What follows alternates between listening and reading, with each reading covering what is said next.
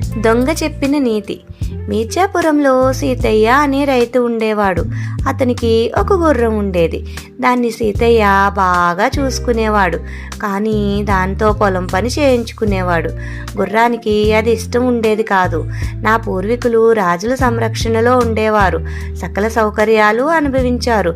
ఎన్నో యుద్ధాల్లో పాల్గొన్నారు. ఇప్పుడు నేను మాత్రం బానిసలాగా బతకవలసి వస్తుంది అని ఎప్పుడూ అనుకునేది. అందువల్ల ఎలాగైనా అక్కడి నుంచి బయటపడాలని ఆలోచించేది. ఒకరోజు సీతయ్య ఇంట్లో ఓ దొంగ వచ్చాడు. ఆ సమయంలో సీతయ్య గాఢ నిద్రలో ఉన్నాడు. దొంగ తన చేతికి అందిన వస్తువులన్నింటినీ మూట కట్టుకుంటున్నాడు. జరుగుతున్నదంతా గుర్రం చూస్తూ ఉంది. కానీ యజమానిని మాత్రం అప్రమత్తం చేయలేదు. తన పని ముగించుకుని వెళ్ళిపోతున్న దొంగతో, అయ్యా, అదే చేత్తో నా కట్లు విప్పదీయండి అని బతిమాలింది గుర్రం.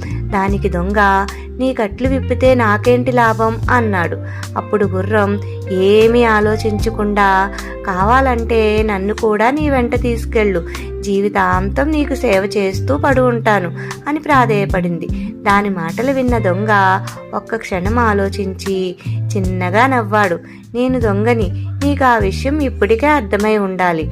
నేను దొంగతనం చేస్తున్నానని తెలుసు కూడా నువ్వు నీ యజమానిని నిద్ర లేపలేదు అంటే నిన్ను పోషిస్తున్న యజమాని పట్ల నీకు కృతజ్ఞత లేదు. నీలాంటి దాన్ని వెంట ఉంచుకోవటం ఎప్పటికైనా ప్రమాదమే అని అక్కడి నుంచి వెళ్ళిపోయాడు దొంగ.